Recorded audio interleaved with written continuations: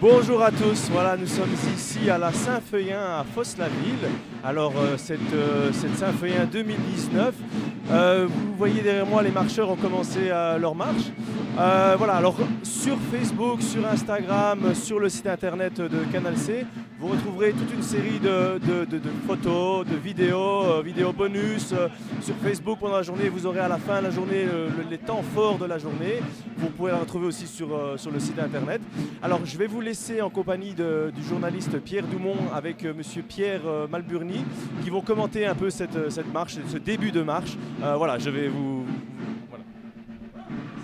Alors la Saint-Feuillin à Fos-la-Ville, c'est quelque chose, c'est un événement très important que tous les Fossois attendent avec beaucoup d'impatience. Philippe Malburny, vous êtes Fossois d'origine, donc vous connaissez bien cette marche. Oui, effectivement, c'est une marche qui fait vivre tous les Fossois tous les 7 ans.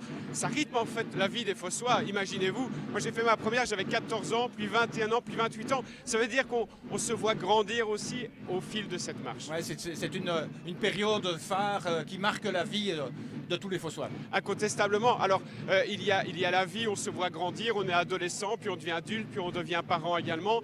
Il y a aussi simplement la vie d'une maison, par exemple, où on fait des travaux. L'année de la Saint-Feuillin, parce qu'on a envie que la façade soit vraiment magnifique pour cet événement-là. Donc voilà, ça rythme effectivement la vie des Fossois. Alors, vous avez quitté Liège pour revenir ici à Fos. Pourquoi ?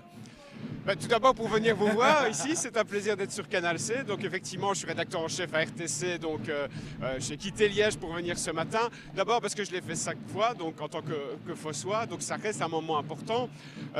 Fos a toujours été dans le cœur des Liégeois parce que ça faisait partie de la principauté de Liège, il faut le savoir. Et puis c'est vrai que c'est un attachement tout particulier de venir voir tous ces potes, en quelque sorte, qui sont en train de marcher aujourd'hui. Alors, le lien aussi avec Liège, c'est qu'il y a aussi une église de Saint-Feuillin.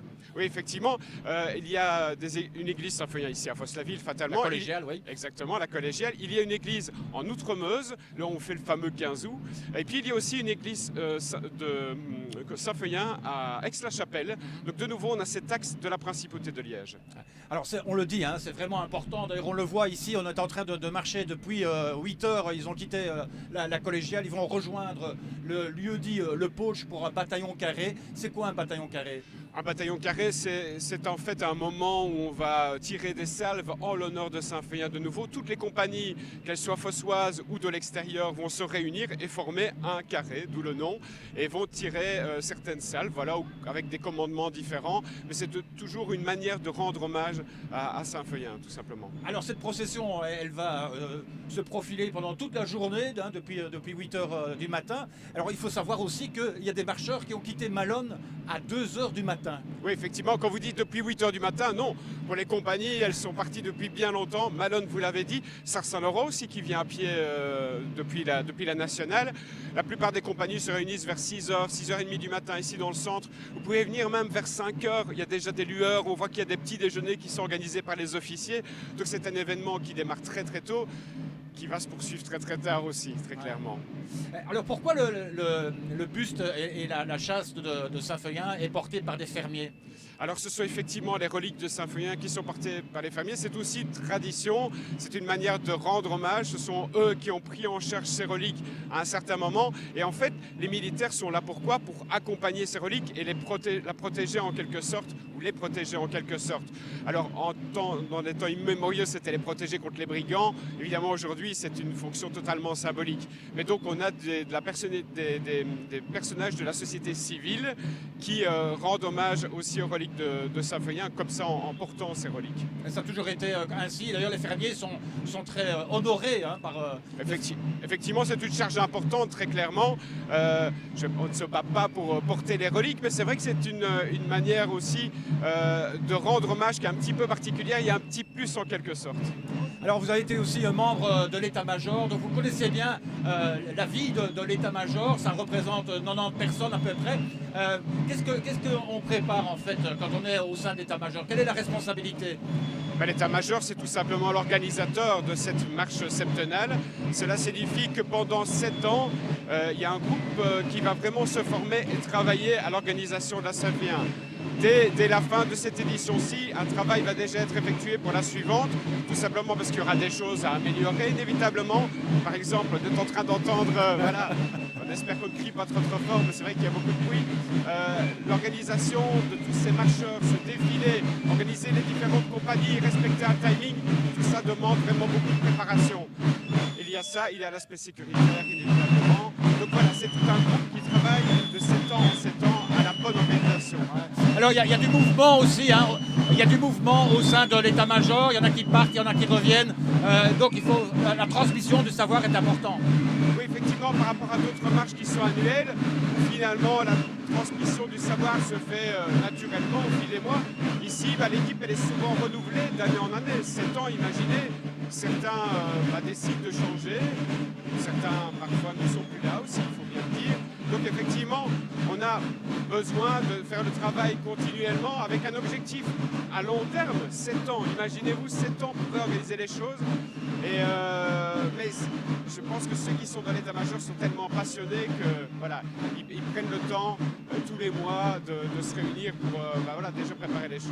Ouais, parce que bon, on parle de cette journée du 29 septembre, la journée de Saint-Feuillin, mais des marches préliminaires, il y en a 7 ou 8 durant l'année. Oui, on parle généralement de l'année Saint-Feuillin, parce qu'effectivement, il y a des préliminaires, il y a une première messe qui marque le point de départ.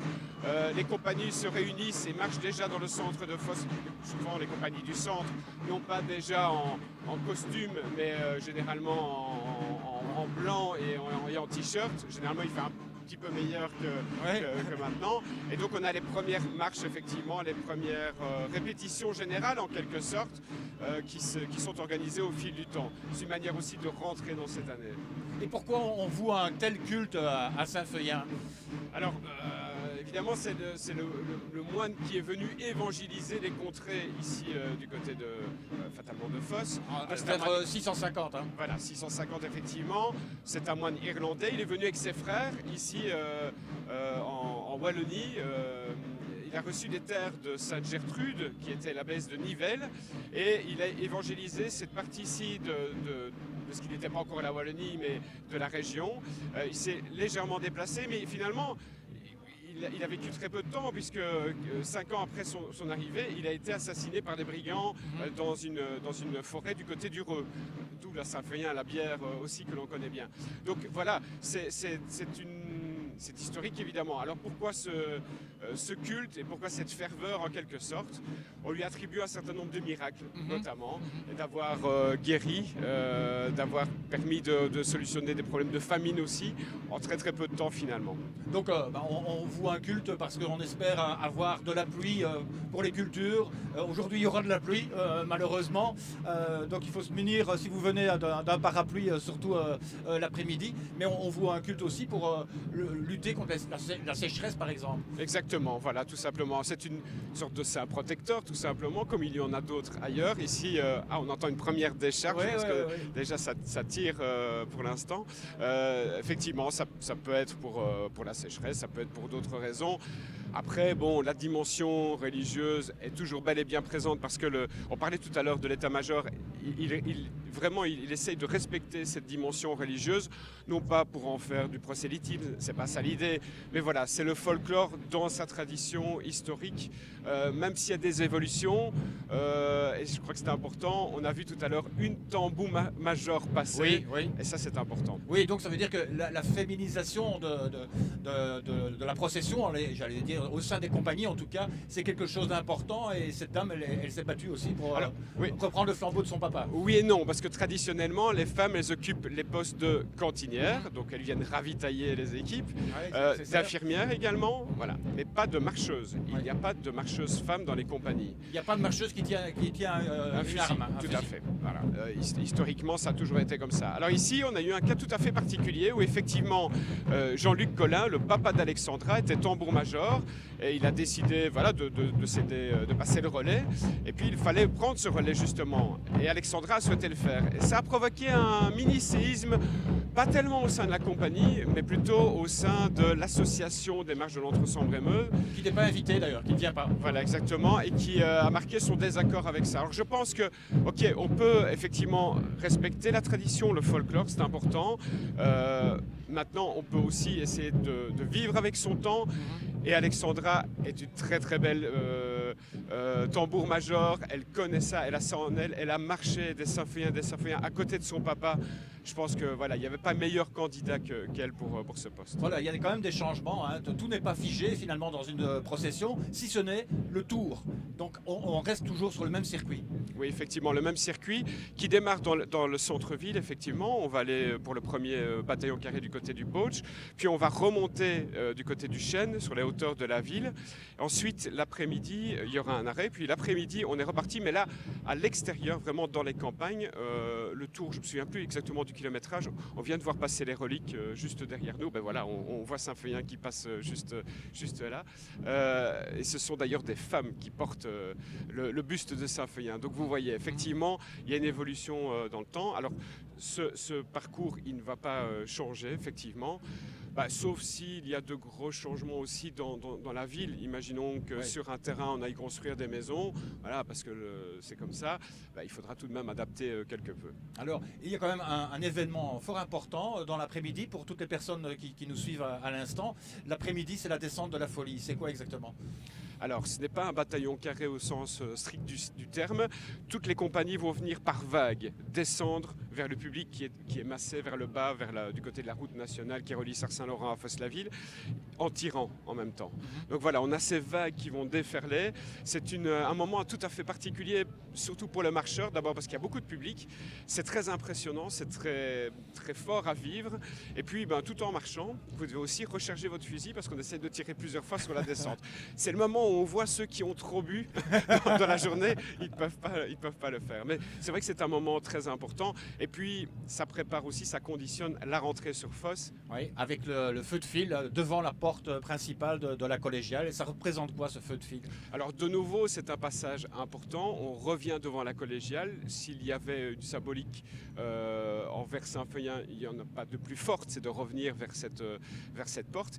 Et puis, c'est un moment particulier parce que vous passez parfois un par un, parfois à 2 ou 3, ça dépend des compagnies, et vous devez tirer, c'est un dernier hommage. Alors là aussi, on dit que pour avoir de la chance, pour avoir une sorte de porte-bonheur pendant les 7 ans, il faut réussir tous ces feux de fil, tous ces tirs, et c'est important.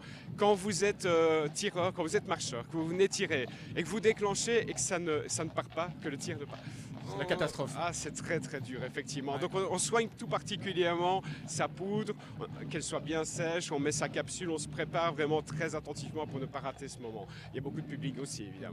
Bien sûr, et ça dure très longtemps puisque le dernier tir de feu de fil, c'est sur le coup de minuit, c'est ça ? Oui, vous avez 3000 marcheurs qui doivent passer, et je vous l'ai dit, pour certaines compagnies, c'est un par un. Donc effectivement, ça prend beaucoup de temps. Je tiens à dire aussi que quand vous rentrez, c'est le soir, vous rentrez sur Fosse, et puis vous descendez au pas, au son du tambour et des fifres, vers la collégiale. Voilà, il y a des frissons qui sont là. C'est vraiment un moment très très fort. Et la luminosité tombe. Donc au moment où ça déclenche, il y a souvent une petite flamme aussi. Enfin, c'est quelque chose de très très beau, de très très fort. Ouais, et le dernier feu de fil, ce sont les Malonnois qui le tirent. Traditionnellement, effectivement, c'est une tradition qui s'est mise en place. Et encore une fois, on est dans le respect de cette tradition et de donner les clés en quelque sorte, là en l'occurrence de refermer ce chapitre 2019 au Malonnois. C'est encore une preuve qu'il y a une entente aussi entre les différentes compagnies ici dans la région, et c'est important. Eh bien, merci beaucoup Philippe Balburdy de nous avoir éclairé sur cette Saint-Feuillant qui va se poursuivre durant toute cette journée. Donc n'hésitez pas à nous suivre ou à venir ici à Fosse-la-Ville. On vous l'a dit, il y a quand même quelques moments fort importants comme la descente de la folie sur le coup de 15h, et à partir de 17h30, 18h, le feu de file devant la porte principale de la collégiale qui a été entièrement rénovée. 2 ans de travaux, c'est aussi devenu un beau bâtiment avec une belle tour complètement rénovée, je le disais. Voilà, merci beaucoup de nous avoir suivis, et vous allez le voir, on va filmer, capter quelques moments importants de cette marche solennelle ici à Fosse-la-Ville.